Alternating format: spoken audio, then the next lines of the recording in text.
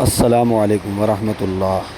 ہماری in video کا مطلب آپ تک صحیح بات کا پہنچانا ہے اور قرآن اور حدیث کی روشنی میں صحیح بات امت مسلمہ کو پہنچ جائے۔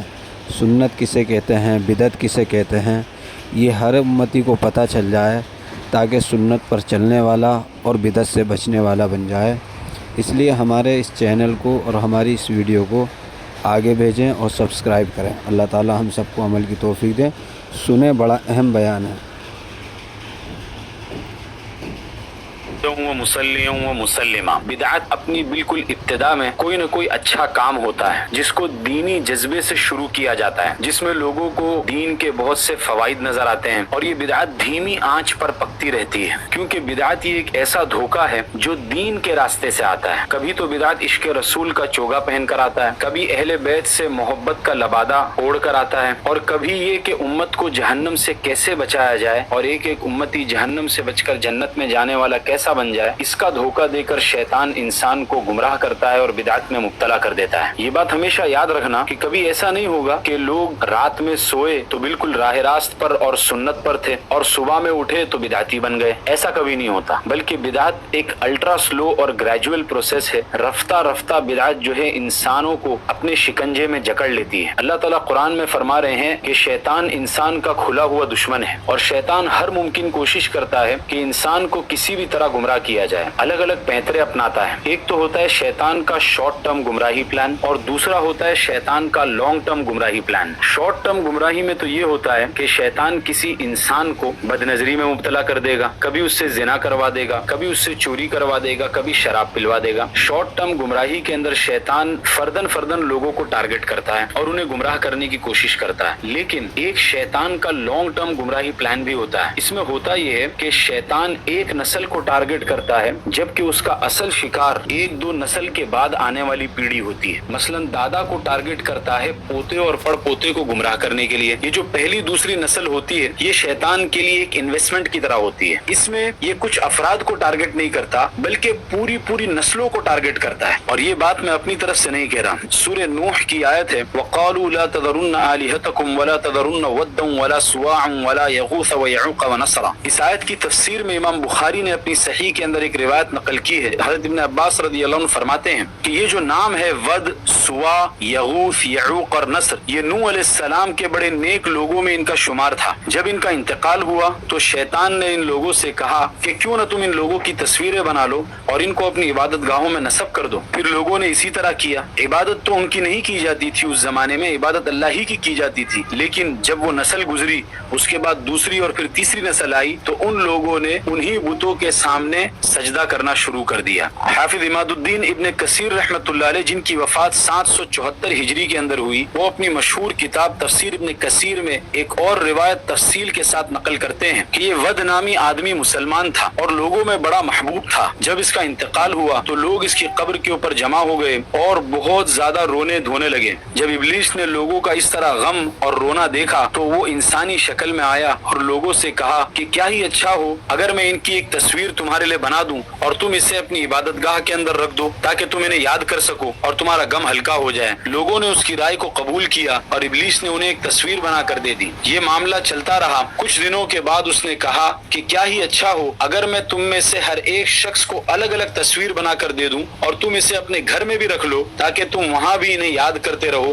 اور تمہارا غم ہلکا ہوتا رہے۔ لوگوں نے اس سے بھی اگری کیا اور سب کو اس نے ایک ایک تصویر بنا کر دی، اور معاملہ اسی طرح چلتا رہا۔ اور زمانہ گزرا، پھر ان کی اولادیں ہوئی۔ ان اولادوں نے اپنے بڑوں کو دیکھا کہ یہ تصویریں سامنے رکھتے ہیں، عبادت تو اللہ کی کرتے ہیں لیکن تصویریں بھی سامنے رکھتے ہیں۔ پھر جب ان اولادوں کی اولادیں ہوئی تو ان بزرگوں کو یاد کرنے کا معاملہ پورے طور پر ختم ہو گیا اور انہی تصویروں کی عبادت کی جانے لگی۔ یہاں پر آپ دیکھیے شیطان نے کس طرح آئندہ آنے والی نسلوں کو ٹارگٹ کرنے کے لیے دو تین نسل پہلے سے ہی کام شروع کر دیا۔ شرک اور بدعت یہ اسی طرح رفتہ رفتہ انسان کی زندگی میں سرایت کرتی ہے، یہ اچانک کہیں سے نہیں آ جاتی۔ آئیے آج ہم قرآن سے بدعت کو ڈیکوڈ کریں گے اور سمجھیں گے کہ بدعت बिदअत एक्चुअल में काम किस तरह करती है। सूरह हदीद आयत नंबर 28 में अल्लाह ताला फरमाते हैं वरहबानियतन इब्तदऊहा मा कतबनाहा अलैहिम इल्ला इब्तिगाअ रिज़वानिल्लाह फमा रअऊहा हक़्क़ रिआयतिहा फआतैना अल्लज़ीना आमनू मिनहुम अजरहुम व कसीरुम मिनहुम फासिकून। इस आयत में अल्लाह ताला ने ईसाइयों को डांट पिलाई है कि उन लोगों ने एक रहबानियत की बिदअत को अपनी तरफ से घड़ लिया था। इस आयत का पस मंजर ये है, मुफ्ती शफी साहब रहमतुल्लाह अलैह ने अपनी किताब मारिफुल कुरान जिल्द 8 में लिखा है कि हज़रत ईसा अलैहिस्सलाम के जाने के बाद जब लोग फिस्क व फुजूर के अंदर मुब्तला हो गए तो जो सरदार और बादशाह थे उन्होंने खुल्लम खुल्ला इंजील की मुखालफत शुरू कर दी। जब उनके उलमा और नेक लोगों ने उन्हें रोका तो उन्हें कत्ल कर दिया गया। थोड़े बहुत जो नेक लोग बचे थे उन्होंने ये सोचा कि अगर हम भी इन्हें मना करेंगे और नहीं अनिल मुनकर करेंगे तो ये लोग हमें भी कत्ल कर देंगे, और अगर हम इन्हीं के साथ में घुल मिल कर रहे तो हमारा दीन बर्बाद हो जाएगा। तो इसका सबसे आसान हल उन्होंने ये सोचा कि हम रहबानियत इख्तियार कर लेते हैं, दुकान खेती बाड़ी काम काज सब छोड़ छाड़ कर जंगलों पहाड़ों और सहराओं में खाना बदोश की जिंदगी इख्तियार कर लेंगे। न निकाह करेंगे, न कमाने की जरूरत पड़ेगी और न लोगों के साथ मिलने जुलने की जरूरत पड़ेगी। इसका फायदा ये होगा कि हम अपने दीन की हिफाजत कर लेंगे और कयामत के दिन हमारी नजात हो जाएगी। अब देखो, ये जो रहबानियत का काम इन्होंने शुरू किया था ये दीन नहीं था, ये एक नया काम था और इसका मकसद क्या था कि दीन की हिफाजत हो। लेकिन बाद में जब एक दो नस्ल गुजरी तो उसके बाद के लोगों ने इसी काम को दीन बना लिया। वो ये भूल गए कि ये तो एक नया काम था जो असल दीन की हिफाजत के लिए शुरू किया गया था, और उन्होंने इसी काम को दीन के अंदर शामिल कर दिया और रहबानियत को दीन बना लिया। और इस नए काम और रहबानियत की अहमियत इतनी ज्यादा बढ़ा दी कि ईसाई दुनिया में इन्हें स्पेशल प्रोटोकॉल मिलने लगा, बल्कि कुछ नस्लों बाद तो आवाम इन लोगों में डिवाइन पावर और खुदाई इख्तियारात भी मानने लगी। यानी रहबानियत को इन्होंने हद पर नहीं रखा, हद से आगे बढ़ा दिया और इसमें इतना गुलू किया कि दीन के दूसरे अहकामात उसके सामने कमतर और फीके लगने लगे। ये एक बिदअत की खास क्वालिटी होती है कि बिदअती अपनी खास बिदअत को इतना ज्यादा अहम और इम्पोर्टेंट बना देता है कि दीन के दूसरे सारे अहकाम उस बिदअत के सामने कमतर और हेच नजर आते हैं। मसलन बरेलवियों को आप देख लो, जश्न ईद मिलाद को इन लोगों ने इतना अहम बना दिया कि असर मगरिब इशा सारी नमाजें कज़ा कर देते हैं और इन्हें कोई फर्क भी नहीं पड़ता। इसी तरह शिया लोग 10 मुहर्रम के दिन मातम की अपनी इस बिदअत के अंदर इतने मशगूल हो जाते हैं कि नमाजें सारी कज़ा हो जाती हैं और उन्हें इसकी परवाह भी नहीं होती। बिल्कुल इसी तरह तबलीगी जमात के 4 माह चिल्ला खुरूज गश्त और लोगों को दावत देना, इसको भी इन लोगों ने अहम बना दिया और इतना अहम बना दिया कि मौलाना इलियास साहब रहमतुल्लाह अलैह का कौल बयानों में नकल किया जाता है, जिसमें मौलाना ये फरमाते हैं कि अगर मैं मस्जिद में नफल नमाज पढ़ रहा हूँ और अगर कोई शख्स मस्जिद में आए तो मैं अपनी नफल नमाज तोड़कर उसको दावत दूंगा और उसके बाद अपनी नफल पूरी करूंगा। जबकि सही मसला तो यह है कि नफल शुरू करने के बाद वो वाजिब हो जाती है, आप उसको तोड़ नहीं सकते। जब तक आप नफल नमाज शुरू न करें तब तक तो वो नफल है, लेकिन जब आपने नमाज शुरू कर दी अब वो नमाज वाजिब हो गई। अब इंसान को इस बात का इख्तियार नहीं है कि वो उसको तोड़ दे। अल्लाह ताला कुरान के अंदर फरमा रहे ला तुबतिलू अमालकुम, अपने अमाल को बातिल मत करो। लेकिन तबलीगी अहबाब मौलाना इलियास साहब के इस जुमले को बड़े फख्र से बयान करते हैं। अब आइए दोबारा जरा कुरान की आयत की तरफ जो हमने तिलावत की थी, वरहबानियतन इब्तदऊहा मा कतबनाहा अलैहिम इल्ला इब्तिगाअ रिज़वानिल्लाह। इस आयत से हमें 4 पॉइंट्स पता चलते हैं। पॉइंट नंबर 1, इस आयत की इब्तिदा में अल्लाह ताला ने फरमाया वरहबानियतन इब्तदऊहा, कि इस रहबानियत की बिदअत को ईसाइयों ने खुद ईजाद किया था। मा कतबनाहा अलैहिम, हमने इस रहबानियत को उन पर फर्ज नहीं किया था। बाज़ औक़ात ऐसा होता है कि उम्मत के कुछ उलमा और सुलहा अल्लाह की रजा के लिए किसी दीनी जज्बे के पेश नजर या किसी खास दीनी फायदे के लिए एक नया काम शुरू करते हैं, एक ऐसा काम जिसका हुक्म न तो कुरान में होता है और न हदीस में होता है। यानी इस काम का हुक्म अल्लाह ताला की तरफ से नहीं होता, लेकिन दीनी फायदे के लिए उसे इख्तियार कर लिया जाता है। ये होता तो नया काम है लेकिन दीन में मकसूद नहीं होता, बल्कि इस काम के जरिए से दीन तक पहुंचना मकसूद होता है और इस काम को जरिए के तौर पर इस्तेमाल किया जाता है। आगे अल्लाह ताला फरमाते हैं इल्ला इब्तिगाअ रिज़वानिल्लाह, कि इस काम को शुरू करने वाले बड़े ही मुखलिस होते हैं और खालिस अल्लाह की रजामंदी के लिए वो ये काम शुरू करते हैं। और ये बिदअत की बिल्कुल इब्तिदाई हालत होती है और अगर इसी हालत पर काम बाकी रहे तो इसमें कुछ नुकसान और कोई मुज़ायक़ा भी ना हो। लेकिन होता क्या है, पॉइंट नंबर 2, जिसको अल्लाह ताला कुरान में फरमा रहे हैं फमा रअऊहा हक़्क़ रिआयतिहा, कि इस नए काम को लोगों को जिस तरह निभाना चाहिए था उस तरह उसको निभाते नहीं। और एक नया काम जिसको किसी दीनी मकसद के लिए शुरू किया गया था उसके हुदूद और क़ुयूद की रिआयत नहीं की जाती। रिआयत का लफ्ज अल्लाह ताला ने इस्तेमाल किया फमा रअऊहा हक़्क़ रिआयतिहा। रिआयत क्या थी? रिआयत ये थी कि वो काम जिस दर्जे का था उसको उसी दर्जे पर बाकी रखा जाता। मसलन ईसाइयों ने रहबानियत की बिदअत की इब्तिदा की और मकसद ये था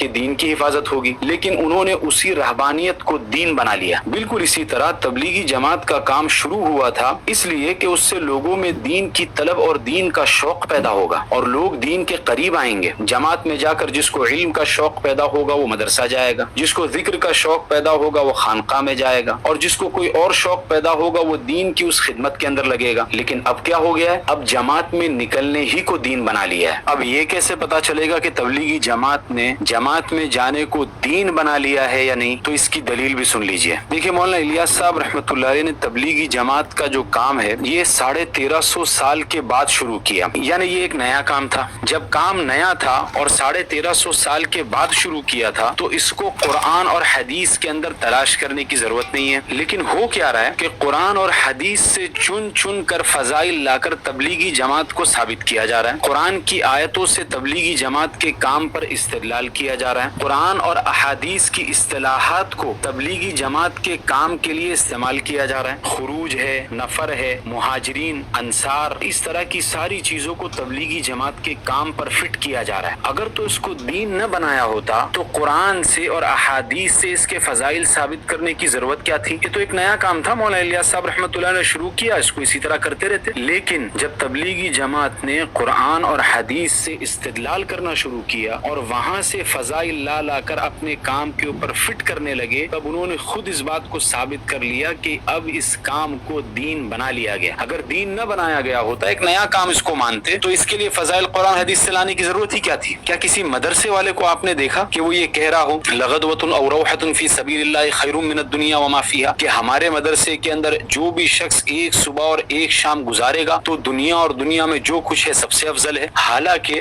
امام ترمذی نے اپنی سنن کے اندر حدیث نقل کی ہے، من خرج فی طلب العلم فکان فی سبیل اللہ حتی یرجع، جو شخص علم حاصل کرنے کے لیے نکلتا ہے جب تک کہ وہ لوٹ نہ آئے وہ اللہ کے راستے میں ہوتا ہے۔ تو مدارس والوں کا تو اللہ کے راستے میں ہونا خود حدیث سے ثابت ہے، خدا صلی اللہ علیہ وسلم کا ارشاد ہے۔ اس کے باوجود کوئی بھی مدرسے والا اس حدیث کے ذریعے سے لوگوں کو اپنے مدرسے کی طرف نہیں بلاتا۔ جانتے ہیں اس کی وجہ کیا ہے؟ وجہ اس کی یہ ہے کہ مدارس والے جانتے ہیں کہ یہ جو ہمارا مخصوص طریقے سے مدرسہ چلانا یہ احداث للدین ہے، اور یہ جو فضیلت حدیث کے اندر وارد ہوئی ہے یہ عمومی فضیلت ہے۔ تو کسی بھی عمومی فضیلت کو کسی خاص چیز کے اوپر فٹ کرنا یہ درست نہیں ہے۔ پہلے لوگوں کو جماعت میں نکالا جاتا تھا دین پر لانے کے لیے، اب لوگوں سے دین کے کام چھڑوائے جا رہے ہیں جماعت میں جانے کے لیے۔ کہہ رہے آپ مدرسے میں پڑھا رہے ہو، اس کا فائدہ بہت کم ہے، یہاں پر امت مرتد ہو رہی ہے، آپ جماعت میں چلو۔ آپ خانقاہ کے اندر اپنی اصلاح کروا رہے ہیں، گوشہ نشینی اختیار کر لیا آپ نے، جبکہ دوسری طرف امت بغیر کلمے اور نماز کے جا رہی ہے، آپ تو جماعت میں جاؤ۔ آپ تصنیف کر رہے ہو، کتاب لکھ رہے ہو، چھوڑو یہ سب، آپ ایک ایک کے گھر پہ جا کر خود دعوت دو۔ کتاب لکھنا دعوت کا سنت طریقہ تھوڑی ہے، بلکہ چل پھر کر لوگوں کے پاس جانا یہ سنت طریقہ ہے۔ ارے آپ عمرہ کرنے کے لیے جا رہے ہو، عمرہ کرنا فرض تھوڑی ہے، آپ نظام الدین 2 ماہ چلے جاؤ، پھر آپ رمضان میں آخری عشرے میں اعتکاف کرو گے۔ کیا تم جانتے نہیں کہ عبداللہ ابن عباس نے ایک آدمی کی مدد کے لیے اپنا اعتکاف توڑ دیا تھا؟ تو بتاؤ امت کو جہنم سے بچانے سے بڑی کوئی مدد امت کی ہو سکتی ہے؟ چھوڑو اعتکاف، آپ رمضان کے ہر ہفتے کے 3 دن اللہ کے راستے میں لگاؤ۔ یہ سب انہی قلب موضوع کی کچھ مثالیں ہیں، ورنہ اہل بصیرت جانتے ہیں کہ معاملہ اس سے بہت آگے بڑھ چکا۔ پوائنٹ نمبر 3، اسی آیت میں اللہ تعالیٰ فرماتے ہیں فَآتَيْنَا الَّذِينَ آمَنُوا مِنْهُمْ أَجْرَهُمْ، کہ اس نئے کام کو کرنے والے لوگوں میں سے کچھ لوگ ایسے ہوں گے جو مخلص ہوں گے اور انہوں نے اس نئے کام کی حدود اور قیود کی رعایت کی ہوگی، اور اس نئے کام ہی کو دین نہیں بنایا ہوگا بلکہ اس نئے کام کے ذریعے سے اپنے دین کی حفاظت کی ہوگی۔ تو ایسے لوگوں کے بارے میں اللہ تعالیٰ فرما رہے ہیں کہ جو لوگ ان میں سے ایماندار ہوں گے تو ہم انہیں ان کا پورا اجر دیں گے۔ پوائنٹ نمبر 4، وَكَثِيرٌ مِّنْهُمْ فَاسِقُونَ، اس نئے کام کو کرنے والوں کی ایک بڑی تعداد بلکہ ان کی اکثریت اور میجورٹی یہ ان لوگوں کی ہوگی جنہوں نے فَمَا رَعَوْهَا حَقَّ رِعَایَتِهَا، اس نئے کام کی حدود اور قیود کی رعایت نہیں کی، اور اس نئے کام کو جس کا مقصد یہ تھا کہ آدمی دین تک پہنچے، انہوں نے اسی کام کو دین بنا دیا۔ ایسے لوگوں کے بارے میں اللہ تعالیٰ فرما رہے ہیں وَكَثِيرٌ مِّنْهُمْ فَاسِقُونَ، کہ ان کی اکثریت نافرمانوں اور فاسقوں کی ہوگی۔ ان 4 پوائنٹ سے ہمیں یہ پتا چلا کہ دین کی حفاظت ہی کے لیے صحیح، لیکن جب بھی دینی رنگ کے اندر کوئی نیا کام شروع کیا جائے گا تو اس کا انجام انتہائی خطرناک ہو سکتا ہے۔ بدعات کی دنیا میں اس طرح کی مثالیں بھری پڑی ہیں کہ کسی دینی جذبے سے ایک نیا کام شروع کیا جو نہ قرآن سے ثابت تھا اور نہ حدیث سے ثابت تھا، بس ایک دینی جذبے اور دینی فائدے کے لیے شروع کیا، لیکن غلو کے راستے سے ہو کر وہ بدعت تک جا پہنچا۔ بدعت کا دستور یہی ہے کہ وہ شریعت کے اگینسٹ اور اپوزٹ سے اور سامنے کی طرف سے نہیں آتی، بلکہ وہ عامتاً کسی دینی مصلحت یا کسی دینی جذبے کے پیش نظر اندر ہی سے پیدا ہوتی ہے۔ پھر ہوتا یہ ہے کہ کسی نیک بندے اور بزرگ شخصیت جماعت کے ساتھ وہ نیا کام منسوب ہوتا ہے اور پھر اس بزرگ کی وجہ سے اس نئے کام میں تقدس اور پاکیزگی کا ایک کلر چڑھتا ہے، پھر لوگ اس کے آس پاس جمع ہوتے رہتے ہیں اور اسے مضبوطی اور استحکام ملتا رہتا ہے اور پھر لوگ آخر میں اسے دین بنا کر چھوڑتے ہیں۔ پھر جب امت کے علماء اس پر نکیر کرتے ہیں کہ یہ تو بدعت ہے، تو آگے سے جواب آتا ہے اور عوام شور مچاتی ہے کہ دیکھو اتنی بڑی سنت کی مخالفت کر رہے ہیں، حالانکہ یہ کام سنت کہاں تھا، یہ کام تو قرآن اور حدیث سے ثابت ہی نہیں تھا۔ ایک حدیث سنا کر میں اپنی اس کلپ کو ختم کرتا ہوں۔ ایک محدث ابو محمد عبداللہ بن عبد الرحمن دارمی رحمۃ اللہ علیہ، جن کی وفات 255 ہجری میں ہوئی، انہوں نے اس حدیث کو اپنی کتاب مسند دارمی کے اندر نقل کیا ہے۔ حضرت عبداللہ ابن مسعود فرماتے ہیں کہ لوگوں تمہارا اس وقت کیا حال ہوگا جب تم پر فتنہ چھا جائے گا، اور وہ اتنا طویل و عریض فتنہ ہوگا کہ بڑی عمر کا آدمی اس میں بوڑھا ہو جائے گا اور چھوٹی عمر کا بچہ اس فتنے میں جوان ہو جائے گا، اور ہوگا یہ کہ لوگ اسی فتنے کو سنت بنا لیں گے، اور جب اس میں کوئی تبدیلی کی جائے گی یا اس پر نکیر کی جائے گی تو لوگ کہنے لگیں گے کہ دیکھو سنت کو بدلا جا رہا ہے۔ اسی لیے ہماری تبلیغی احباب سے درخواست ہے کہ جماعت میں جانے کا جو یہ کام ہے، یہ ایک نیا کام ہے، اس کو آپ ہرگز دین نہ بنائیں، یہ دین نہیں ہے۔ اگر یہ دین ہوتا تو قرآن اور حدیث میں وضاحت سے اس کا حکم موجود ہوتا۔ ہماری مخلصانہ درخواست یہ ہے کہ اس نئے کام کی حدود اور قیود کی رعایت کی جائے، اس کو ایک ٹول اور ایک ذریعے کی طرح بس استعمال کیا جائے، اور جب تک لوگ اس کو ایک ٹول اور ذریعے کی طرح استعمال کریں گے تب تک بدعت سے ان کی حفاظت ہوگی، اور اگر اسی کام کو جماعت میں نکلنے کو دین بنا لیں گے تو بدعت میں ذرہ برابر بھی شک نہیں ہے۔ اللہ تعالی ہمیں دین کی صحیح سمجھ عطا فرمائے اور بدعت سے ہم سب کی حفاظت فرمائے۔ ذالک ذکریٰ للذاکرین، یہ